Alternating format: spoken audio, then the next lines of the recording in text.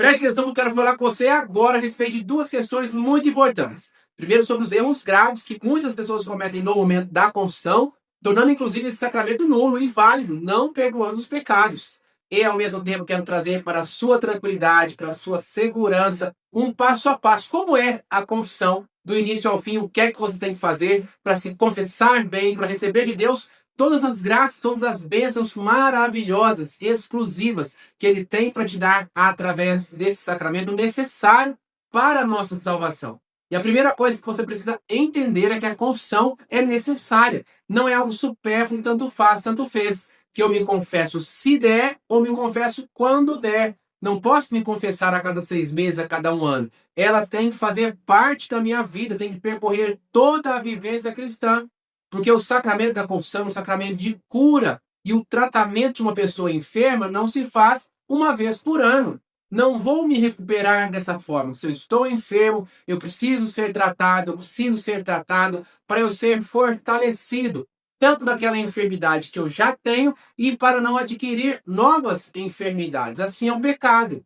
Vai nos deixando fracos, vai nos deixando debilitados. E o sacramento da confissão nos robustece, nos coloca de forma vitoriosa na caminhada, convicta para chegarmos lá e alcançarmos tudo aquilo que Deus tem para nós. Então, busque o sacramento da confissão constantemente, tenha consciência deste caminho ordinário de salvação, do perdão dos pecados que Deus misericordiosamente instituiu para nós. E aí, primeiro, para a validade da confissão da sua parte, o que é que você tem que preparar para a validade do sacramento da confissão? 3 coisas: o arrependimento sincero, a confiança na misericórdia de Deus e o firme propósito de não pecar novamente. Se faltar uma dessas 3 coisas, o sacramento é nulo. O sacramento não valeu, não perdoou os seus pecados. A primeira coisa, então, é o arrependimento. E aí, como é que você vai se arrepender? A primeira coisa, você tem que conhecer os seus pecados. Por isso é importante você, na medida do possível, estudar sobre os mandamentos, sobre as leis de Deus, as normas da igreja, o que é que pode, o que é que não pode. Lembrando que nós católicos, a religião cristã católica, não é do concordo ou não concordo. É do obedeço ou deixo de ser católico. Eu fico espantado, com muitas publicações que eu faço, graças a Deus, instruindo sobre a catequese da igreja. Está no catecismo, está na Bíblia, é assim que manda. Ah, não, isso aí eu não concordo. Ou seja, para mim isso não é pecado, para mim isso não tem problema. Não é a sua ou a minha opinião que conta, é o que Deus nos ensina. Por isso nós precisamos conhecer sobre as normas, sobre os mandamentos de Deus, na medida do possível. E aí a primeira coisa que eu quero chamar a sua atenção, para você não se apavorar. Porque parece para muitas pessoas que a confissão é uma espécie de vestibular, de concurso público, que eu tenho que saber todas as coisas pormenorizadas, todas as coisas ali, de forma profunda. Senão, se eu não tiver o conhecimento de cada pecado, de cada transgressão, Deus não vai me perdoar. E claro que não é assim. Óbvio que não é assim. Ninguém consegue saber todas as coisas. Nós precisamos ter o nosso esforço. O mínimo, nós temos que saber como é que você vai obedecer aos mandamentos de Deus, que são a base. Os 10 mandamentos são a base daquilo que Deus espera de nós. Como é que você vai obedecer a Deus se o mínimo, se a base, se aquilo que é fundamental você não sabe? Então está aí, muito fácil hoje em dia, inclusive, acessível, disponível para cada um de nós. Basta você escrever no Google aqui 10 mandamentos da lei de Deus, já aparece para você. Depois, os 5 mandamentos da lei da igreja. O que é que são? O que é que significam os 5 mandamentos da lei da igreja? Está tudo explicadinho para você. O próprio Google aqui já disponibiliza. Basta um pouquinho apenas de dedicação da sua parte. Mas, ao mesmo tempo, volte aqui um pouquinho naquilo que eu acabei de explicar. Depois de todo o seu esforço, da sua dedicação, não fique se prendendo aos detalhes, no sentido de, será que eu esqueci alguma coisa? Será que ficou faltando? E se isso for pecado, meu Deus do céu, será que vai invalidar, vai tornar nula a minha confissão? Não é por aí. Não é por aí. Deus não está aí, sabe, como aquele avaliador, esperando apenas que a gente escorregue para nos punir, para nos mandar embora, para nos excluir da graça e tornar nula a nossa confissão. Não é assim. É o arrependimento sincero de todos os pecados de que eu tiver consciência. Então eu estudo, procuro saber o básico, mas o que manda de fato é o meu desejo, é o meu querer. Eu quero viver longe do pecado, eu não posso mais pecar, eu me arrependo, eu quero ser de Deus. E aí pode ter certeza absoluta que o Espírito Santo, ele próprio, vai te deixando inquieto gradativamente, à medida que você for se confessando e se confessando de novo, e se confessando de novo, o próprio Espírito Santo vai te provocando e colocando diante dos seus olhos as coisas erradas que você faz. Falo isso por experiência própria e pela experiência de tantas pessoas que eu conheço. Você reza, você quer ser de Deus, você quer viver longe do pecado, você busca, na medida da sua capacidade, conhecer um pouco mais sobre a sua fé, você não é indiferente. E aí hoje o Espírito Santo ele te provoca. Conversão é isso. Conversão, você já ouviu falar, todos nós temos que buscar a conversão. O que é esse processo de conversão? É essa percepção de que aquilo que eu faço ou de coisas que acontecem não estão de acordo com a vontade de Deus. Para uma pessoa sem conversão, tudo está certo, está tudo normal. Não, vou fazer isso. Isso aí não é pecado, não. Acontece. Não, liga isso aí é normal. Essa é uma pessoa sem conversão. A partir do processo da conversão, o Espírito Santo, ele começa a te incomodar. Você olha e fala, gente, essa minha atitude não está legal. Gente, isso que eu fiz não é certo. Para além daquilo que está num livro, para além daquilo que está nas regras escritas, o Espírito Santo vai te provocando se você tem de fato no seu coração o propósito de se aproximar de Deus, pode ter certeza disso. E aí, conhecendo os seus pecados, você se arrepende. Aqui um ponto importantíssimo. Arrependimento não é sentimento. Arrependimento é uma decisão. Deixa eu te dar um exemplo pessoal. Na minha juventude, uma boa parte da minha juventude, infelizmente, eu tive uma vida afetiva desregrada. Porque eu era uma pessoa ferida, eu era uma pessoa carente, eu era uma pessoa que buscava nas coisas deste mundo algum tipo de firmeza que só vem de Deus, claro. Algum tipo de preenchimento que só vem de Deus, claro. Mas por um período enganado por Satanás, eu tive essa vida afetiva desregrada e pequei contra a castidade. E pequei contra a castidade. Depois, tomando consciência, sendo curado por Deus, tendo essa vontade, esse propósito de ser de Deus, eu falei, opa, a partir de hoje eu não peco mais, não faço mais isso. Quando eu me lembro das coisas erradas que eu fiz com os relacionamentos afetivos, eu me lembro com nojo, eu me lembro com asco, eu me lembro com repulsa? Não. Era prazeroso? Sim. Era gostoso? Sim. Mas se hoje eu tivesse diante de mim a possibilidade de fazer novamente, eu faria? Não. Se eu pudesse voltar no passado e mudar o que eu tinha feito, eu mudaria? Sim. Aquilo que eu fiz foi errado. Eu não podia ter feito isso. Hoje eu quero fazer de novo, não vou fazer. Apesar do sentimento ser um sentimento agradável, sentimento, a paixão está aqui, mas o meu comportamento, arrependimento é essa decisão convicta, consciente. Não vou fazer isso porque é errado, ponto final. Não me sacia, não me preenche e, além de tudo, ofende a Deus que eu amo. Não posso fazer isso.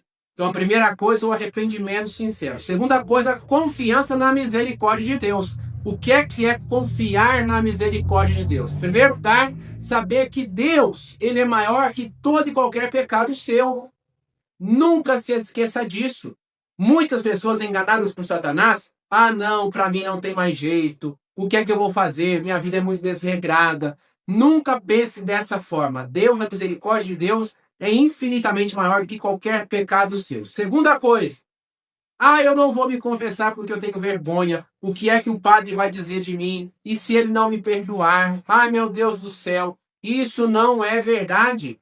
O sacerdote não está ali para ele te absolver. Te absolver. A absolvição vem de Deus.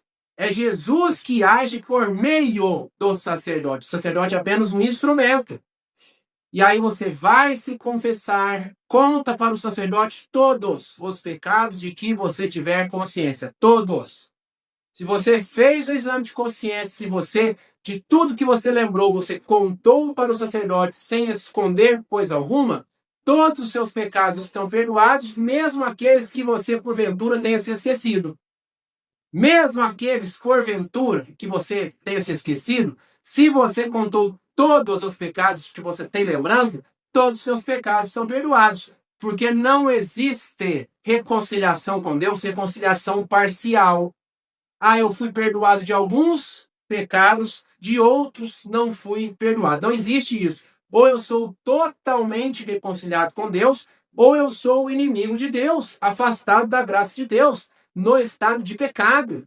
Por isso, inclusive, deixa eu abrir um parênteses aqui, melhor dizendo, em relação aos nossos irmãos que vivem em segunda união, o adultério, ou casais amaziados que moram juntos, casais casados só no civil, sem o sacramento do matrimônio, não podem se confessar. Por quê? Porque não tem a fundada esperança de não pecar novamente, que eu já vou chegar nesse ponto já já, e porque não existe reconciliação parcial. Muitas pessoas me perguntam, nossa, Flávia, tudo bem, né? Sou de segunda união, adultério. Mas além disso, eu menti, eu fiquei com raiva, eu faltei à Santa Missa. Desse pecado, eu não vou ser perdoado, mas eu posso me confessar para ser perdoado dos outros. Não existe isso. Não existe reconciliação parcial com Deus. Ou você se reconcilia porque você quer ir para o céu, ou você está longe da graça de Deus, vivendo no estado de pecado. Então, não pode omitir conscientemente pecado, que infelizmente muitas pessoas fazem assim. A pessoa faz o exame de consciência, chega na hora da confissão, seja por medo, por vergonha, omitem propositadamente aquele pecado.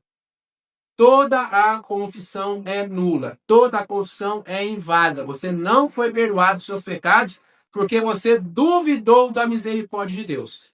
E o terceiro passo, como eu disse, que não pode faltar, é esse propósito de não pecar novamente. Eu não vou pecar. Não quer dizer, obviamente, não é que eu só vou ser perdoado se eu não pecar novamente, claro que não.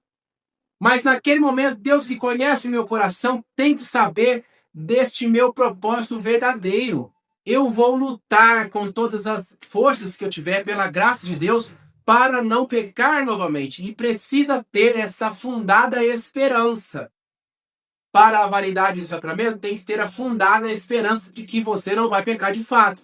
Por isso, inclusive, como eu disse, que os casais de segunda união, quem vive amaziado no casamento civil, não podem se confessar.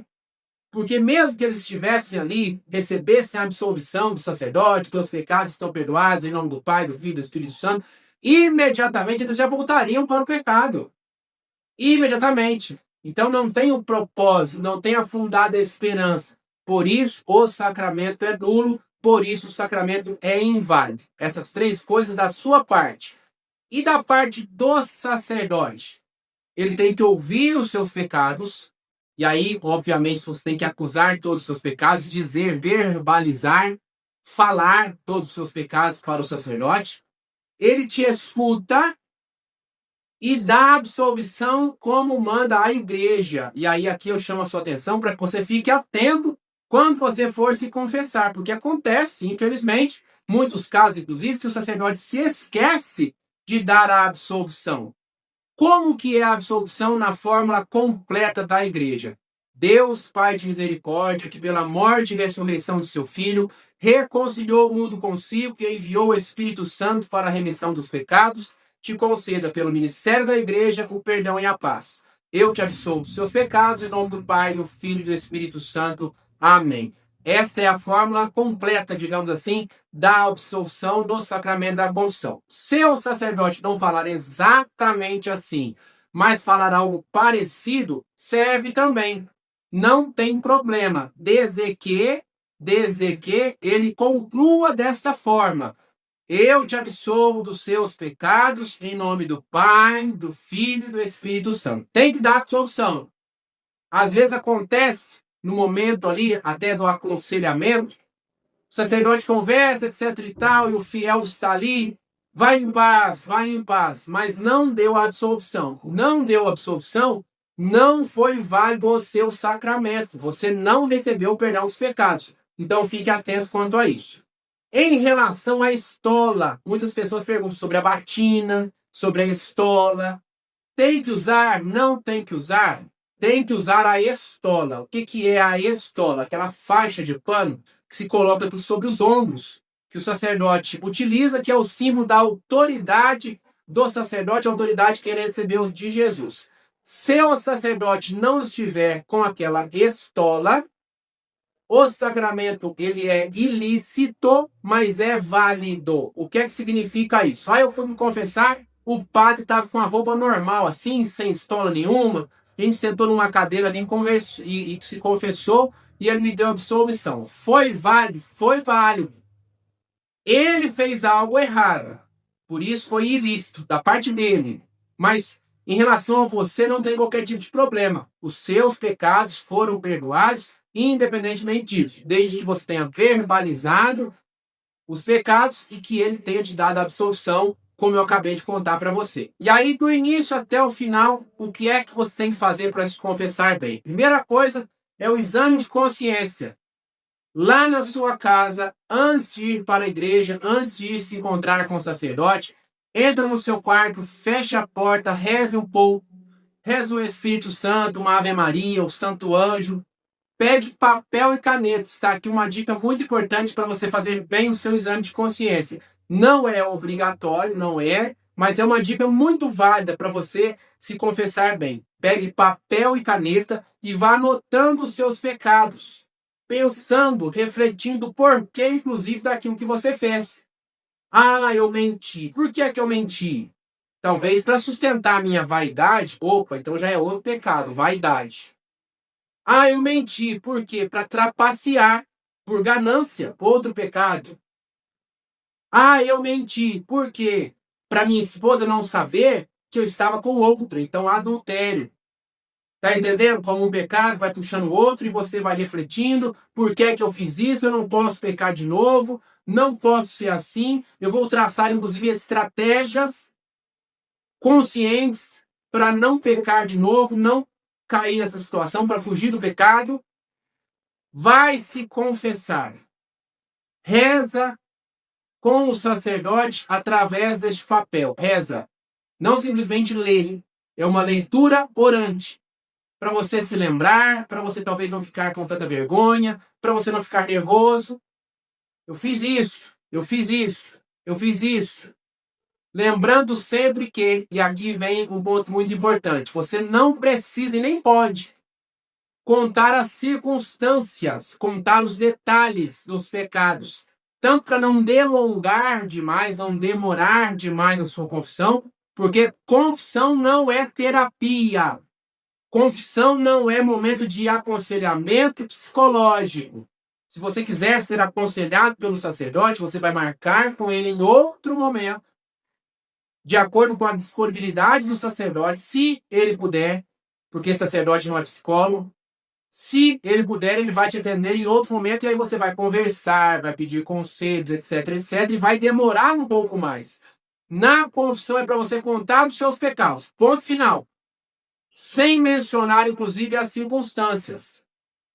Ah, padre, teve um dia que eu estava sozinho na minha casa, e aí eu estava tão carente, aí eu peguei o celular e fui ver os vídeos e sem querer caiu num vídeo de intimidade de uma mulher com um casal, um homem, que foi tirando a roupa e etc e tal, e eu acabei pecando contra a castidade. Você não precisa dizer tudo isso. Eu pequei contra a castidade. Ponto final. Fim de papo. Se o sacerdote julgar necessário, ele vai te perguntar as circunstâncias para saber, por exemplo, que tipo de pecado foi contra a castidade. Adultério, pornografia, masturbação, segunda união, etc, etc. Fornicação, luxúria.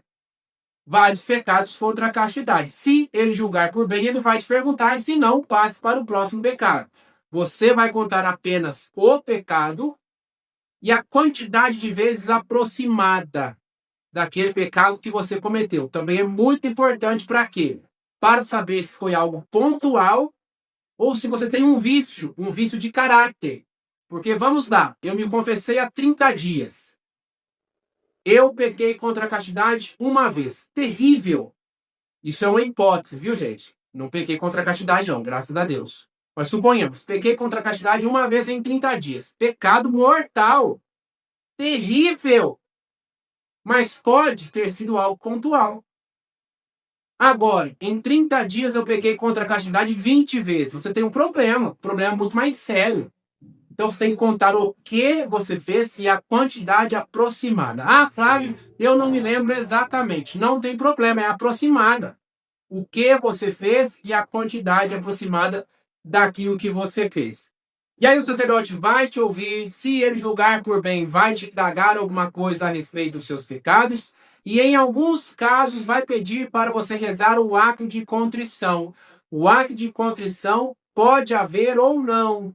Não é indispensável para a validade do sacramento. É sempre bom, claro, que você reze, se o sacerdote pedir, obviamente, mas naqueles casos, o sacerdote não pediu, o sacerdote se esqueceu, não valeu, fique tranquilo.